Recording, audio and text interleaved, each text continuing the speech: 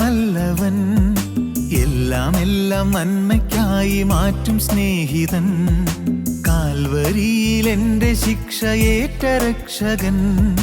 തുല്യമില്ല സ്നേഹത്തെ വാഴ്ത്തിടുന്നു ഞാൻ. എൻ്റെ യേശു എന്നും എനിക്കെത്ര നല്ലവൻ, എല്ലാം നന്മയ്ക്കായി മാറ്റും സ്നേഹിതൻ.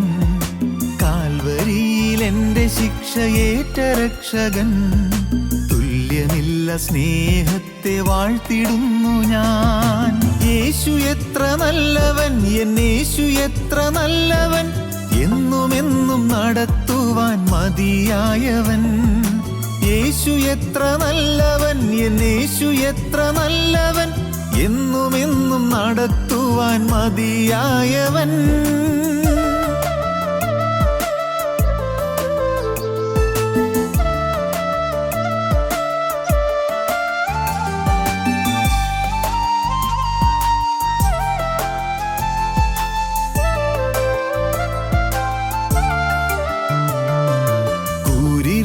താഴ്വരയിൽ ദീപമായവൻ, ആർത്തനായി വിതുമ്പിയപ്പോൾ മിഴി തുടച്ചവൻ.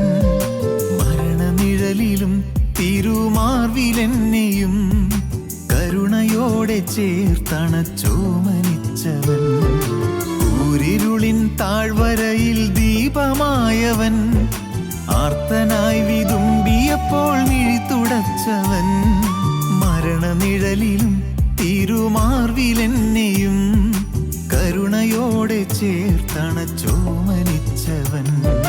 യേശു എത്ര നല്ലവൻ, എന്നേശു എത്ര നല്ലവൻ, അന്ത്യത്തോളം വഹിക്കുവാൻ മതിയായവൻ.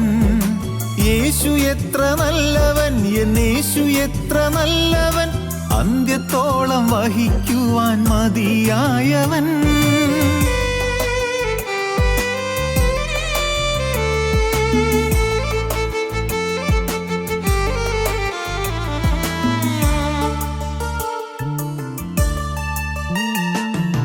അനുഗ്രഹങ്ങൾ അനവരതം അനുഭവിക്കയിൽ, കാണുന്നതിൻ മറുവിലയാമരക്കുരിശതിൽ. തിരുനിണത്തിനാലൻ പാപം കഴുകി മാറ്റിയ അരുമനാഥനായി സമർപ്പിച്ചിടുന്നെന്നെയും.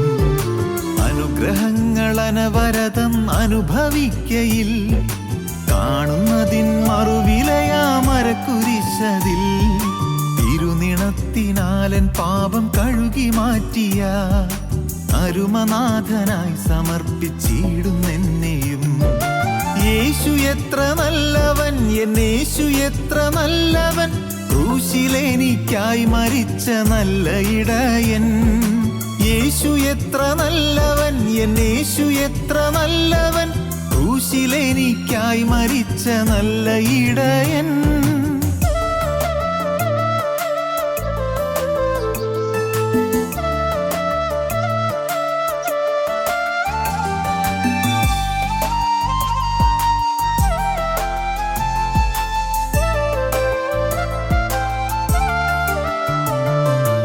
ആശയറ്റ ജീവിതത്തിൻ കാർമുകിൽ നീക്കി, പ്രത്യാശ ഇന്നൽ മാറിവില്ല എന്നിലുദിച്ച നാഥനൊരുക്കിയിടുന്നൊരു വീടെനിക്കുണ്ട്. കാണുമെൻ്റെ പ്രിയരെ ആ സ്നേഹതീരത്തിൽ. ആശയറ്റ ജീവിതത്തിൻ കാർമുകിൽ നീക്കി, പ്രത്യാശ ഇന്നൽ മാറിവില്ല എന്നിലുദിച്ച നാഥനൊരുക്കിയിടുന്നൊരു വീടെനിക്കുണ്ട്. കാണുമെൻ്റെ പ്രിയരെ ആ സ്നേഹതീരത്തിൽ. യേശു എത്ര നല്ലവൻ, എന്നേശു എത്ര നല്ലവൻ, വേഗമെന്നെ ചേർക്കാനെത്തും സ്നേഹമണാളൻ. യേശു എത്ര നല്ലവൻ, എന്നേശു എത്ര നല്ലവൻ, വേഗമെന്നെ ചേർക്കാനെത്തും സ്നേഹമണാളൻ. എൻ്റെ യേശു എന്നും എനിക്കെത്ര നല്ലവൻ, എല്ലാം നന്മയ്ക്കായി മാറ്റും സ്നേഹിതൻ. കാൽവരിയിൽ എൻ്റെ ശിക്ഷയേറ്റ രക്ഷകൻ. തുല്യമില്ല സ്നേഹത്തെ വാഴ്ത്തിടുന്നു ഞാൻ. യേശു എത്ര നല്ലവൻ, എന്നേശു എത്ര നല്ലവൻ, എന്നുമെന്നും നടത്തുവാൻ മതിയായവൻ. യേശു എത്ര നല്ലവൻ, എന്നേശു എത്ര നല്ലവൻ, അന്ത്യത്തോളം വഹിക്കുവാൻ മതിയായവൻ. യേശു എത്ര നല്ലവൻ, എന്നേശു എത്ര നല്ലവൻ, ക്രൂശിലെനിക്കായി മരിച്ച നല്ല ഇടയൻ. യേശു എത്ര നല്ലവൻ, എന്നേശു എത്ര നല്ലവൻ, വേഗം എന്നെ ചേർക്കാനെത്തും സ്നേഹമണാളൻ.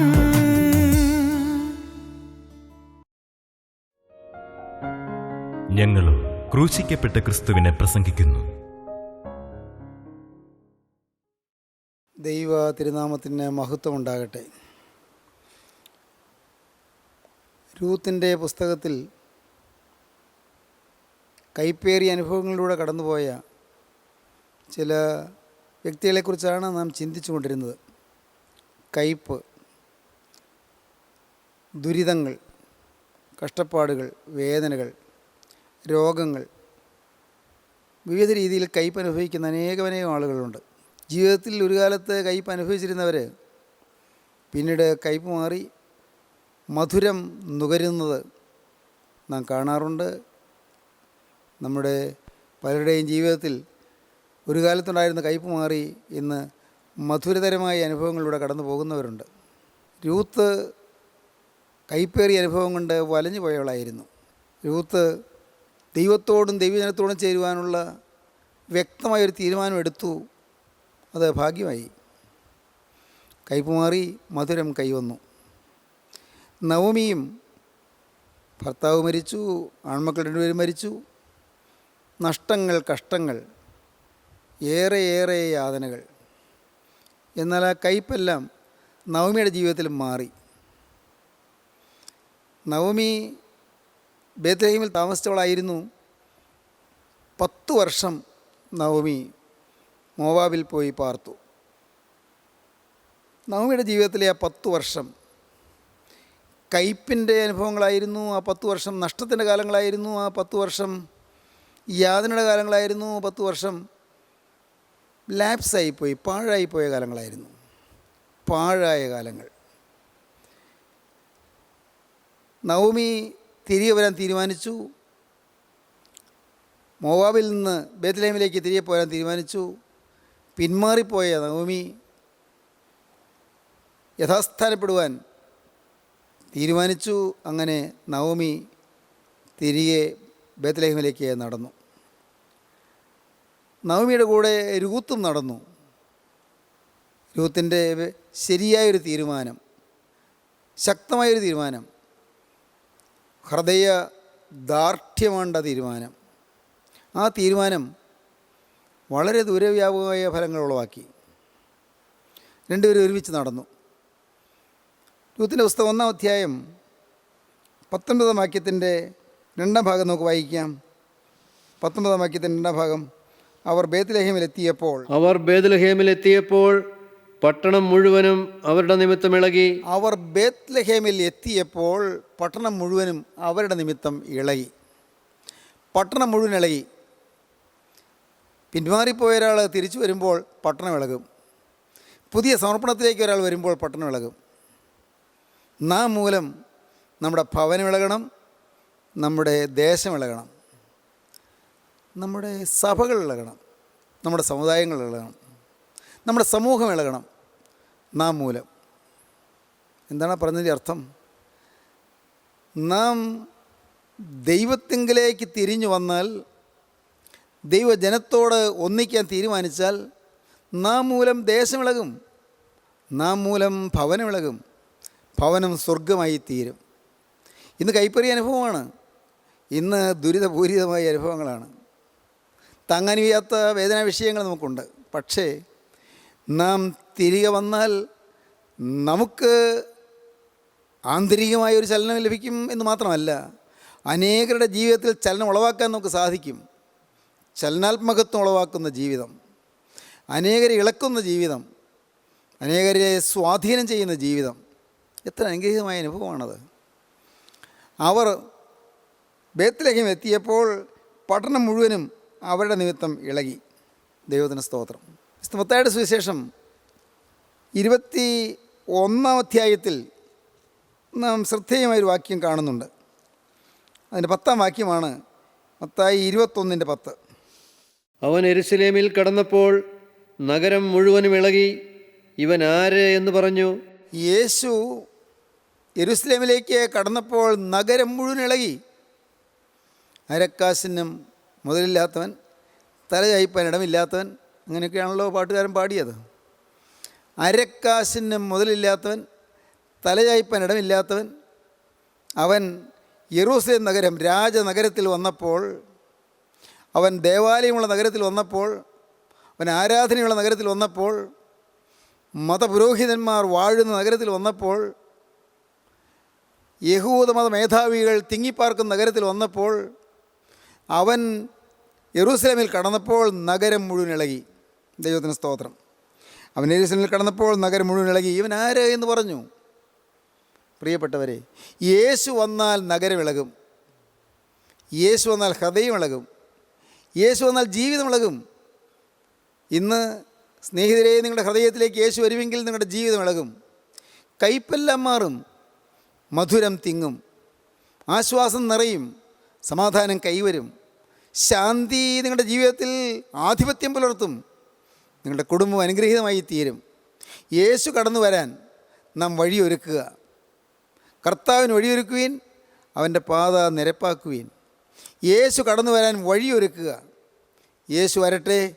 യേശു വരുമ്പോൾ നമ്മിൽ ചലനമുണ്ടാകും. അവൻ നഗരത്തിൽ കടന്നപ്പോൾ നഗരം മുഴുവൻ ഇളകി. യേശു ഒരു കഴുതമേൽ വാഹനമേറി വരികയായിരുന്നു. സ്തോത്രം. ഒരു കഴുത ഏറ്റവും ബുദ്ധിയില്ലാത്ത ജീവിയാണ്. മൃഗങ്ങളിലേക്കും ബുദ്ധിയില്ലാത്ത ജീവി എന്നാണ് കഴുതയെക്കുറിച്ച് പറയുന്നത്. അതൊരു ശൈലി പോലും ആയിട്ടുണ്ട് മലയാള ഭാഷയിൽ. അവനൊരു കഴുതയാണ് എന്ന് പറഞ്ഞാൽ എന്താണ് അർത്ഥം? അവൻ ബുദ്ധിയില്ലാത്തവനാണ്, കഴിവില്ലാത്തവനാണ്. കഴുതയുടെ സൗന്ദര്യം കഴിവില്ലാത്തതാണ്, മോശമാണ്, സൗന്ദര്യമില്ല. കഴുത ബുദ്ധിയില്ലാത്തതാണ്, ബുദ്ധിയില്ല, സൗന്ദര്യമില്ല. കഴുത, അതിൻ്റെ സ്വരം കർണകഠോരമാണ്. കഴുതയുടെ ശബ്ദം ചെവിക്ക് ഇമ്പമില്ലാത്തതാണ്. കഴുതയുടെ സ്വരം മോശം, സൗന്ദര്യം മോശം, ബുദ്ധി മോശം. ആകെ കഴുതയ്ക്ക് ഒരു കാര്യം മാത്രം, എന്താണെന്നറിയാമോ? ചുമട് ചുമക്കാനറിയാം.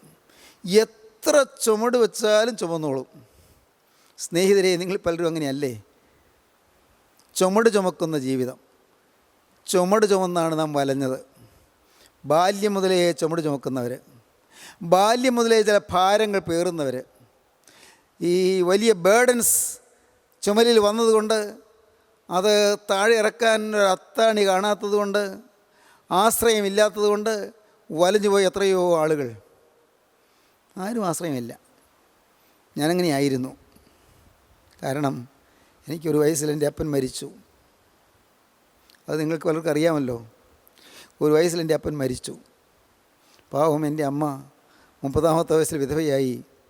അമ്മ കണ്ണീരൊഴുക്കുന്നത് ഞാൻ കണ്ടിട്ടുണ്ട്. അമ്മ കരയുമ്പോൾ ഞാനും കരയും, എൻ്റെ പെങ്ങളും കരയും. ഞങ്ങൾ 3 പേരേ വീട്ടിലുള്ളൂ. ദൈവത്തിന് സ്തോത്രം. സഹോദരങ്ങളെ, ഞാനും അമ്മയും പെങ്ങളും ഒരുമിച്ച് കരയും. കരച്ചിലിൻ്റെ ഒരു വീടായിരുന്നു ഇത്. ബാല്യം മുതലേ ഞാൻ ചുമട് ചുമന്നു തുടങ്ങി. എന്താണ് ചുമട്?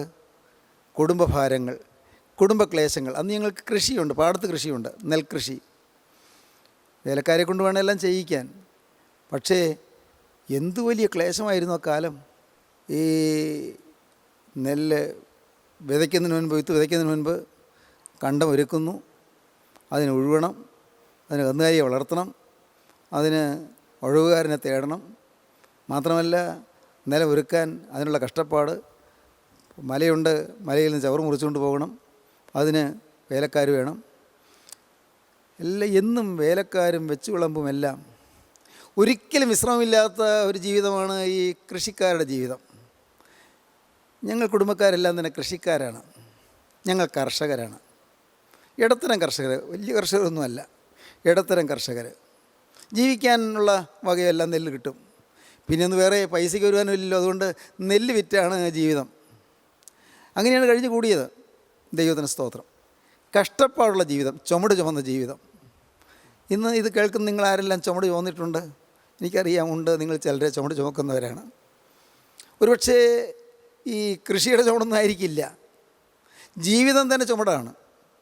പ്രാരബ്ധങ്ങളും ക്ലേശങ്ങളുമുള്ള ജീവിതം, ചുമട് ചുമന്ന ജീവിതം. ദൈവത്തിന് സ്തോത്രം. ചുമട് ചുമന്ന കഴുത ഇന്നിതാ യേശുവിനെ ചുമക്കുന്നു. ദൈവത്തിന് സ്തോത്രം. എന്തൊരു ഭാഗ്യം! ചുമട് ചുമന്ന് വലഞ്ഞ ഈ നികൃഷ്ട ജീവി, ഈ ബുദ്ധിയില്ലാത്ത മൃഗം, ഭംഗിയില്ലാത്ത മൃഗം, സ്വരമാധുരിയില്ലാത്ത മൃഗം ഇപ്പോൾ ഇതാ യേശുവിനെ ചുമക്കുന്നു. യേശു വാഹനമൃഗമായി തിരഞ്ഞെടുത്ത് കഴുതയാണ്. ദൈവത്തിന് സ്തോത്രം. ബലവാന്മാരെ ലജ്ജിപ്പിപ്പാൻ ദൈവം ലോകത്തിൽ ബലഹീനമായി തിരഞ്ഞെടുത്തു.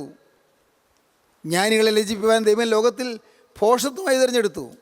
ഉള്ളതിനെ ഇല്ലായ്മയാക്കുവാൻ ദൈവം ലോകത്തിൽ കുലഹീനവും നികൃഷ്ടമായതും ഏതുമില്ലാത്തതും തിരഞ്ഞെടുത്തു. സ്തോത്രം. കൊരിന്ത്യലേഖനത്തിലെ അപ്പോസ്തലനായ പൗലോസ് പറയും, 1 കൊരിന്ത്യർ 1 അധ്യായത്തിൽ പറയും. ദൈവത്തിന് സ്തോത്രം. ബലവാന്മാരെ ലജ്ജിപ്പിപ്പാൻ ദൈവം ലോകത്തിൽ ബലഹീനമായി തിരഞ്ഞെടുത്തു. ജ്ഞാനികളെ ലജ്ജിപ്പിപ്പാൻ ദൈവം ലോകത്തിൽ ഭോഷത്വമായി തിരഞ്ഞെടുത്തു. ഉള്ളതിനെ ഇല്ലായ്മയാക്കുവാൻ ദൈവം ലോകത്തിൽ കുലഹീനവും നികൃഷ്ടമായതും ഏതുമില്ലാത്തത് തിരഞ്ഞെടുത്തു. കുതിരയല്ല യേശുക്രിസ്തു വാഹനമൃഗമാക്കിയത്. കുതിച്ചോടുന്ന കുതിരയല്ല, ചുമട് ചുമന്ന് വലഞ്ഞു പോയ ഒരു സാധു ജീവിയാണ്, കഴുതയാണ് യേശു വാഹനമൃഗമാക്കിയത്. ദൈവത്തിന് സ്തോത്രം. അതുകൊണ്ടല്ലേ നമുക്ക് ഇന്ന് ക്രിസ്ത്യാനി വിശ്വാസികളായി നിൽക്കുന്നത്. നമുക്ക് ഇന്ന് യേശുക്രിസ്തുവിൻ്റെ വചനം കേൾക്കുന്നത് കൊണ്ടല്ലേ, നമ്മെ തിരഞ്ഞെടുത്തതുകൊണ്ട്. വിലയില്ലാത്തവരെ വിലയുള്ളതാക്കി ജീവനുള്ള നാഥൻ കണക്കാക്കിയതുകൊണ്ട്, വിലകെട്ടവരെ വിലയുള്ളവരാക്കി മാറ്റാൻ ക്രിസ്തുവിന് മനസ്സായതുകൊണ്ട്. ഹല്ലേലൂയ. ദൈവത്തിന് സ്തോത്രം. സ്നേഹിതരെ, യേശു നമ്മെ തിരഞ്ഞെടുത്തു. കഴുതമേൽ യേശു വാഹനമേറി. യേശു വാഹനമേറുന്നതിന് മുമ്പ് കഴുതിയെ കൊണ്ടുവന്നപ്പോൾ ശിഷ്യന്മാർ കഴുതിയുടെ മേൽ വസ്ത്രം വിരിച്ചു. യേശുക്രിസ്തുവിന് വേണ്ടി വസ്ത്രം വിരിച്ചു കഴുതമേൽ. യേശുക്രിസ്തു കയറിയിരുന്നു. കഴുത നീങ്ങുകയാണ്. അപ്പോഴുണ്ട് ഈ കഴുതയുടെ മുന്നിൽ കുഞ്ഞുങ്ങൾ ആർത്തു വിളിക്കുന്നു, ഹോസന്ന, ദാവീദുപുത്രന് ഹോസന്ന. ദൈവത്തിന് സ്തോത്രം. ഇസ്രായേൽ രാജാവായി വരുന്നവന് ഹോസന്ന. ഇതാണ് ഞാൻ ആദ്യം പറഞ്ഞില്ലേ, അരക്കാശിന് മുതലില്ലാത്തവൻ തലയായപ്പിന് ഇടമില്ലാത്തവൻ. കുഞ്ഞുങ്ങൾ വാഴ്ത്തുന്നു, കുഞ്ഞുങ്ങൾ പുകഴ്ത്തുന്നു, കുഞ്ഞുങ്ങൾ ആരാധിക്കുന്നു, കുഞ്ഞുങ്ങൾ ആഘോഷത്തോടെ ആരവാരത്തോടെ പുകഴ്ത്തുന്നു. ദാവീദുപുത്രന് ഹോസന്ന. ദൈവത്തിന് സ്തോത്രം. അപ്പോൾ കുഞ്ഞുങ്ങൾ സൈത്തിൻ കൊമ്പുകൾ വെട്ടി വിതറി, ഇലകളും പുഷ്പങ്ങളും വാരി വിതറി. ആകെ ആഘോഷം, ആകെ ആരവാരം. ഈ ആരവാരം കണ്ടപ്പോൾ യെരൂശലേം ദേവാലയത്തിലെ പുരോഹിതന്മാർക്ക് മറ്റും രസിച്ചില്ല. ഇതെന്തൊരു കഷ്ടം, ഇങ്ങനെയൊക്കെയാണോ? ഇതെന്താണിത്? ഈ വിലകെട്ട് നസറായൻ, തച്ചൻ്റെ മോൻ, അവന് വേണ്ടി ഈ ആഘോഷങ്ങൾ നടത്തുക. ഇതെല്ലാം ആഘോഷങ്ങളെന്ന് പറയുന്നത് അത് മേലേക്കടയിലുള്ളവർക്ക് വേണ്ടിയല്ലേ വേണ്ടത്? ഈ നിസ്സാരന് വേണ്ടി നടത്തുന്നത് ശരിയോ? ഇവരെ വിലക്കുക, ഇവർ മിണ്ടാതിരിക്കാൻ പറ. കർത്താവ് പറഞ്ഞു, ഇവർ മിണ്ടാതിരുന്നാൽ കല്ലുകൾ ആർത്ത് വിളിക്കും. ഇവർ മിണ്ടിയില്ലെങ്കിൽ കല്ലുകൾ ആർത്ത് വിളിക്കും. നിർജീവമായ കല്ലുകൾ ആർത്ത് വിളിക്കും. ശിലാഹൃദയമുള്ളവർ തകർന്ന് ആർത്ത് വിളിക്കും. കല്ലിച്ച ഹൃദയമുള്ളവർ ആർത്ത് വിളിക്കും. ഇവർ മിണ്ടാതിരുന്നാൽ കല്ലുകൾ ആർത്ത് വിളിക്കും. ദൈവത്തിന് സ്തോത്രം. പട്ടണം ഇളകുകയാണ്. അവൻ യെരൂശലേമിൽ കടന്നപ്പോൾ നഗരം മുഴുവൻ ഇളകി. ഇവൻ ആര് എന്ന് പറഞ്ഞു. ദൈവത്തിന് സ്തോത്രം. സഹോദരങ്ങളെ, യേശു കടന്നു വന്നാൽ പട്ടണം ഇളകും, നഗരം മുഴുവൻ ഇളകും, നിങ്ങളുടെ ജീവിതം ഇളകും. അവൻ വാഹനമേറാൻ നിങ്ങളെ ഇന്ന് തിരഞ്ഞെടുക്കുന്നുണ്ട്. നിങ്ങൾക്കറിയാമോ? ഇതുവരെയും ചുമട് ചുമന്ന് വലഞ്ഞു പോയ മകനെ നിന്നെ അവൻ വാഹനമൃഗമാക്കാൻ ആഗ്രഹിക്കുന്നുണ്ടെന്ന് നിനക്കറിയാമോ? മകളെ, നിൻ്റെ മേൽ വാഹനമേറുവാൻ യേശുക്രിസ്തു ആഗ്രഹിക്കുന്നുണ്ടെന്ന് നിനക്കറിയാമോ? യേശുക്രിസ്തു ഇന്ന് നിൻ്റെ മുമ്പിൽ വന്ന് നോക്കി നിൽക്കുകയാണ്, നീ ചുമലൊന്ന് അയച്ചു തരുമോ എന്ന്. നിന്നെ അനുഗ്രഹിപ്പാൻ യേശു വരികയാണ്. നിന്നെ വാഹനമൃഗമാക്കുക എന്ന് പറഞ്ഞാൽ അനുഗ്രഹം നിനക്ക് വർദ്ധിപ്പിച്ച് തരികയാണ്. ശ്രേഷ്ഠമായ പദവിയാണ് നിനക്ക് തരുന്നത്. ആരാണ് നിൻ്റെ മേൽ വാഹനമേറുന്നത്? ദൈവത്തിന് സ്തോത്രം. സഹോദരങ്ങളെ, ഞാൻ നിങ്ങളുടെ ഒരു വാക്ക് പറയാം. 2000 വർഷം മുൻപ് യേശുക്രിസ്തുവിൻ്റെ കാലുകൾ നിശ്ചലങ്ങളായി. 2000 വർഷം മുമ്പ് യേശുവിൻ്റെ നാവ് നിശബ്ദമായി. 2000 വർഷം മുൻപ് യേശുവിൻ്റെ കണ്ണുകൾ അടഞ്ഞു. 2000 വർഷം മുൻപ് യേശുവിൻ്റെ കൈകൾ നിശ്ചലങ്ങളായി. ദൈവത്തിന് സ്തോത്രം. എന്നാൽ അന്ന് മുതൽ ഇന്നയോളം യേശുക്രിസ്തുവിന് വേണ്ടി ശബ്ദിക്കുവാൻ അനേകരുടെ നാവുണ്ടായി. യേശുക്രിസ്തുവിന് വേണ്ടി നടക്കുവാൻ, ചലിക്കുവാൻ അനേകരുടെ കാലുകളുണ്ടായി. യേശുക്രിസ്തുവിന് വേണ്ടി പ്രവർത്തിക്കുവാൻ, അധ്വാനിക്കുവാൻ അനേകരുടെ കരങ്ങളുണ്ടായി. ഇന്ന് ഇത് കേട്ടുകൊണ്ടിരിക്കുമ്പോൾ നിങ്ങൾക്കാർക്കെങ്കിലും യേശുവേ നീ എൻ്റെ മേൽ വാഹനമേറണമേ, നിനക്ക് വേണ്ടി ഞാൻ ശബ്ദിച്ചു കൊള്ളാം, നിനക്ക് വേണ്ടി ഞാൻ കണ്ടുകൊള്ളാം, നോക്കിക്കൊള്ളാം, നിനക്ക് വേണ്ടി ഞാൻ പ്രവർത്തിച്ചു കൊള്ളാം, നിനക്ക് വേണ്ടി ഞാൻ സഞ്ചരിച്ചു കൊള്ളാം, യേശുവേ എൻ്റെ ഈ നിസ്സാര ജീവിതം നിൻ്റെ കരങ്ങളിലേക്ക് തരികയാണ്, നാഥ നീ എന്നിൽ വാഹനമേറണമേ, ഈ സാധു ജീവിയിൽ നീ വാഹനമേറണമേ, ഈ വിലകെട്ട ജീവിയിൽ നീ വാഹനമേറണമേ, സൗന്ദര്യമില്ലാത്ത ഈ കഴുതിയിൽ നീ വാഹനമേറണമേ, ചുമട് ചുമന്ന് ശീലിച്ചിട്ടുള്ള ഈ സാധു മനുഷ്യനിൽ നീ വാഹനമേറണമേ, ചുമട് ചുമന്ന് വലഞ്ഞ ജീവിതത്തിൽ നാഥ നിന്നെ ചുമക്കുവാൻ ഭാഗ്യം തരണമേ. സ്നേഹിതരെ, നിങ്ങൾ സമർപ്പിക്കൂ, നിങ്ങൾ പ്രാർത്ഥിക്കൂ. യേശുക്രിസ്തു വാഹനമേറി വരുന്നു. അപ്പോഴുണ്ട് നഗരം മുഴുവൻ ഇളകി. ദൈവത്തിന് സ്തോത്രം. യേശുക്രിസ്തുവിനെ വഹിച്ചുകൊണ്ട് നിങ്ങളൊരു ഭവനത്തിൽ ചെന്നാൽ ഭവനം ഇളകും. യേശുക്രിസ്തുവിനെ വഹിച്ചുകൊണ്ട് നിങ്ങൾ സ്ഥാപനത്തിൽ ചെന്നാൽ സ്ഥാപനം ഇളകും. യേശുക്രിസ്തുവിനെ വഹിച്ചുകൊണ്ട് നിങ്ങൾ ഓഫീസിലിരുന്നാൽ ഓഫീസ് ഇളകും. ഹല്ലേലൂയ, ദൈവത്തിന് സ്തോത്രം. യേശുക്രിസ്തുവിനെ വഹിച്ചുകൊണ്ട് നിങ്ങളൊരു പ്രവർത്തന രംഗത്തേക്ക് ചെല്ലുമ്പോൾ ആ പ്രവർത്തന രംഗങ്ങൾ ഇളകും. ദൈവത്തിന് സ്തോത്രം. യേശുക്രിസ്തുവിനെ വഹിച്ചുകൊണ്ട് നിങ്ങളുടെ കൂട്ടായ്മയിൽ വന്നാൽ കൂട്ടായ്മ ഇളകും. ഹല്ലേലൂയ, ദൈവത്തിന് സ്തോത്രം. യേശുക്രിസ്തുവിനെ വഹിച്ചുകൊണ്ട് നിങ്ങൾ ദേവാലയത്തിൽ ചെല്ലുമ്പോൾ ദേവാലയം ഇളകും. യേശുക്രിസ്തുവിനെ വഹിച്ചുകൊണ്ട് നിങ്ങൾ എവിടെയെല്ലാം ചെല്ലുന്നുവോ അവിടെ മേലെ ഇളകും. അവൻ നഗരത്തിൽ കടന്നപ്പോൾ നഗരം മുഴുവൻ ഇളകി. നഗരം മുഴുവൻ ഇളകി. ദൈവത്തിന് സ്തോത്രം. ദൈവത്തിന് സ്തോത്രം. നഗരം മുഴുവൻ ഇളകട്ടെ. നീ വാക്കുകളെ കേൾക്കുന്നവരുടെ ഹൃദയം ചലിക്കട്ടെ. നീ വാക്കുകളെ കേൾക്കുന്നവരുടെ ഹൃദയം ഇളകട്ടെ. യേശുക്രിസ്തുവിൽ വാഹനമേറട്ടെ. യേശുക്രിസ്തു സൗമ്യനായി നോക്കി നിൽക്കുകയാണ്. മോളെ, നിൻ്റെ ചുമൽ എനിക്ക് ചായച്ചു തരുമോ? യൗവനക്കാരാ, നിൻ്റെ ജീവിതം നീ എനിക്ക് ചായച്ചു തരുമോ? അഴുക്ക് ചുമന്നവനാണ് നീ, ചുമട് ചുമന്നവനാണ് നീ, നീ വശം കെട്ടവനാണ്, കടത്തിൻ്റെ ഭാരം കൊണ്ട് വീർപ്പൂട്ടിയവനാണ്.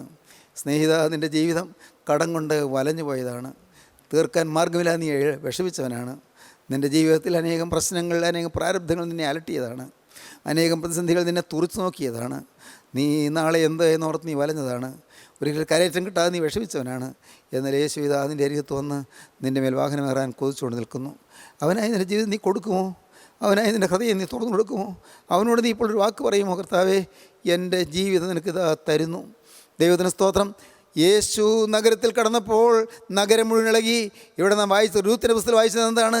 അവർ രണ്ടുപേരും ഒരുമിച്ച് നടന്നു. അവർ നഗരത്തിൽ കടന്നപ്പോൾ, ബേത്ലഹേമിൽ കടന്നപ്പോൾ നഗരം മുഴുവൻ ഇളകി. ദൈവത്തിന് സ്തോത്രം. പട്ടണം മുഴുവനും അവരുടെ നിമിത്തം ഇളകി. വായിക്കുന്നത് എങ്ങനെയാണ്? അവർ രണ്ടുപേരും ബേത്ലഹേം വരെ നടന്നു.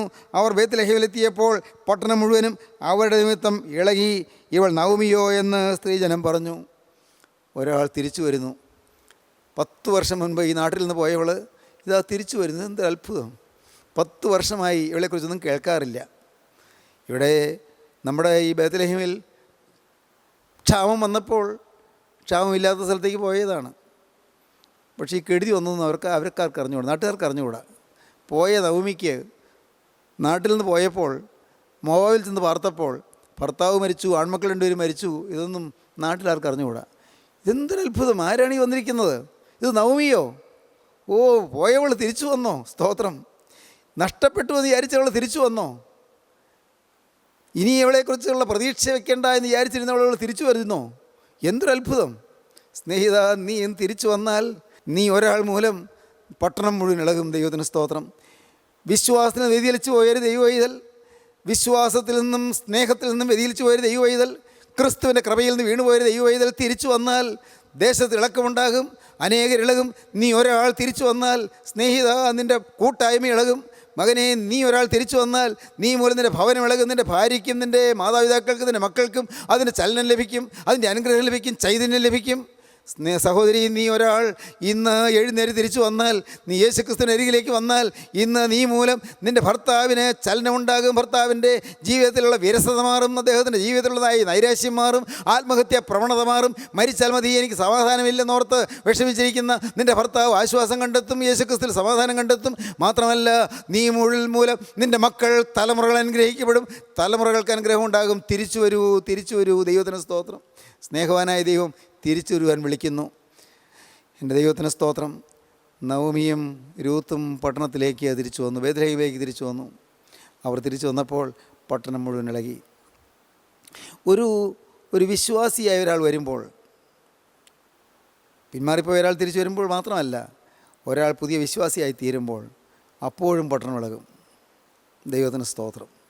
ദൈവത്തിൻ്റെ വലിയ നാമം മഹത്വപ്പെടട്ടെ. സഹോദരങ്ങളെ, ഈ കൂട്ടായ്മയിൽ എത്രയെത്ര പേരാണ് മദ്യപാനം ഉപേക്ഷിച്ച് തിരിച്ചു വന്നത്, സമർപ്പണം എടുത്തത്? മദ്യപാനം ഉപേക്ഷിച്ചു. മദ്യപാനം ചെയ്ത് സുബോധമില്ലാതെ ഭാര്യ ഉപദ്രവിച്ചു കൊണ്ടിരുന്നവർ, കുടുംബം കലക്കിയിരുന്നവർ, ഭാര്യ പലവട്ടം ഭർത്താവിൻ്റെ മദ്യപാനം കൊണ്ട് മരിച്ചാൽ മതിയെന്നോർത്ത് ആത്മഹത്യയ്ക്ക് ശ്രമിച്ചവർ, എത്രയോ കുടുംബങ്ങൾ രക്ഷപ്പെട്ടു. ദൈവത്തിന് സ്തോത്രം. ഈ വാക്കുകളെ കേട്ടുകൊണ്ടിരിക്കുന്ന എത്രയോ പേര് രക്ഷപ്പെട്ടു. എത്രയോ കുടുംബങ്ങൾ സമാധാനം അനുഭവിക്കുന്നു. എത്രയോ കുടുംബങ്ങളിലാണ് കടം മാറിയത്. ഇളക്കമുണ്ടാകുകയാണ്, ചലനമുണ്ടാകുകയാണ്, ചൈതന്യം ഉണ്ടാകുകയാണ്. മരിച്ചാൽ മതിയെന്നോർത്ത് ആത്മഹത്യയ്ക്ക് വേണ്ടി ശ്രമിച്ച എത്രയോ പേരാണ് ജീവിക്കുന്നത്. ദൈവത്തിന് സ്തോത്രം. കൂലിത്തലിന് നടന്നവർ, ദൈവത്തിന് സ്തോത്രം. ജീവിതം തൊലച്ച് കളഞ്ഞവർ, ഈ മയക്കുമരുന്ന് ഉപയോഗിച്ചവർ, കഞ്ചാവ് ഉപയോഗിച്ചവർ, സുബോധം നഷ്ടപ്പെട്ടവർ, എത്രയോ പേര് രക്ഷപ്പെട്ടു. ദൈവത്തിന് സ്തോത്രം. ഇന്ന് ഈ വാക്കുകളെ കേൾക്കുമ്പോൾ നിങ്ങൾക്ക് രക്ഷപ്പെടണമോ? യേശുക്രിസ്തു ജീവിക്കുന്നു. നിങ്ങൾ രക്ഷിക്കാൻ യേശുക്രിസ്തു ജീവിക്കുന്നു. നിങ്ങൾക്ക് ജീവൻ തരാൻ യേശുക്രിസ്തു വന്നിരിക്കുന്നു. യേശുക്രിസ്തുവിൻ്റെ അരികത്തേക്ക് വന്ന് നിൽക്കുകയാണ്. അവൻ്റെ ആണിപ്പാടുള്ള കരം നിങ്ങളുടെ നേരെ ആർത്തിയോടെ നീട്ടിയിരിക്കുന്നു. നിങ്ങളുടെ ആയുസ് യേശുവിന് കൊടുക്കുമോ എന്ന്, നിങ്ങളുടെ ഭാവി യേശുവിന് കൊടുക്കുമോ എന്ന് ചോദിച്ചുകൊണ്ട് യേശു നിങ്ങളുടെ നേരെ കരം നീട്ടുന്നു. കൊടുക്കൂ പ്രിയനെ, കൊടുക്കൂ. പ്രിയപ്പെട്ടവളെ, നിൻ്റെ ജീവിതം യേശുവിന് കൊടുക്കൂ. ആ കരങ്ങളിലേക്ക് വെച്ച് കൊടുക്കൂ. നിനക്ക് വേണ്ടി തകർന്ന കൈകൾ, നിനക്ക് വേണ്ടി ആണിപ്പാടേറ്റ കരങ്ങൾ, നിനക്ക് വേണ്ടി തിരരക്തം ചിന്തിയ കരങ്ങൾ ഇതാ നിൻ്റെ നേരെ നീട്ടിയിരിക്കുന്നു. അവൻ്റെ കരങ്ങളിലേക്ക് നിന്നെ കൊടുക്കൂ. നിൻ്റെ ഭാവി ഏൽപ്പിച്ച് കൊടുക്കൂ. അവൻ നിന്നെ പുതുക്കി മെനയട്ടെ. അവൻ നിൻ്റെ കഴിഞ്ഞ കാലം മാറ്റട്ടെ. അവൻ നിൻ്റെ പാപങ്ങൾ ക്ഷമിക്കട്ടെ. അവൻ നിൻ്റെ ബാധകൾ മാറ്റട്ടെ. പൈശാചിക ബന്ധനങ്ങൾ അഴിക്കട്ടെ. അവൻ നിൻ്റെ കുടുംബശാപങ്ങൾ മാറ്റട്ടെ. സമാധാന ജീവിതം നിനക്ക് പ്രദാനം ചെയ്യട്ടെ. അനുഗ്രഹം നിറപടിയായി പകരട്ടെ. സ്വർഗീയ ദാനങ്ങൾ നിനക്ക് ലഭിക്കട്ടെ. സ്വർഗം സന്തോഷിക്കട്ടെ. ജീവിതം ഏൽപ്പിച്ചു കൊടുക്കൂ. യേശുവിനായി ജീവിതം വിട്ടു കൊടുക്കൂ. യേശുവിൻ്റെ കരങ്ങളിലേക്ക് കൊടുത്തുകൊണ്ട് സമാധാനത്തോടെ യേശുവിനോട് പറയൂ, യേശുവേ, നീ എൻ്റെ കഴിഞ്ഞ കാല പാവങ്ങൾ ക്ഷമിച്ചതിനാൽ നിനക്ക് സ്തുതി. നാഥാ, ഇന്നു മുതൽ ഞാൻ നിൻ്റെ വകയായി മാത്രം ജീവിക്കും. പൈശാചികനോട് ഞാൻ യാത്ര പറയുന്നു. യേശുവേ, ഇതിനെ ഞാൻ സ്വീകരിക്കുന്നു. എൻ്റെ ജീവിതത്തിൻ്റെ കരങ്ങളിലേക്ക് തരുന്നു. സമർപ്പിക്കൂ. യേശുവിനോട് വാക്ക് പറയൂ. യേശുവിൻ്റെ മേൽ വാഹനമേറട്ടെ. നീ മൂലം ദേശം ഇളകട്ടെ. അനുഗ്രഹം അനേകർക്ക് ലഭിക്കട്ടെ. നമുക്ക് പ്രാർത്ഥിക്കാം, സമർപ്പിക്കാം. കാരുണ്യവാനേ, മഹാപരിശുദ്ധനായ സ്വർഗീയ പിതാവേ, ഈ നല്ല നിമിഷങ്ങൾക്കായി സ്തോത്രം. സ്നേഹത്തിൻ്റെ ദൂതനായി സ്തോത്രം. സ്വീകരിക്കുന്ന കൃപയ്ക്കായി സ്തോത്രം. വീണുപോയവരെ എഴുന്നേൽപ്പിക്കുന്ന കൃപയ്ക്കായി സ്തോത്രം. കർത്താവെ, നഷ്ടപ്പെട്ടു പോയവരെ തിരികെ കൊണ്ടുവരുന്ന കൃപയ്ക്കായി സ്തോത്രം. ഞങ്ങൾ മൂലം അനേകരെ ഇളക്കുവാൻ നീ ആഗ്രഹിക്കുന്നതിന് എനിക്ക് സ്തോത്രം. തിരുനാമം മഹത്വപ്പെടുത്തണമേ. യേശുക്രിസ്തുവിൻ്റെ പരിശുദ്ധമായ നാമത്തിൽ തന്നെ. ആമീൻ. ഹല്ലേലൂയ.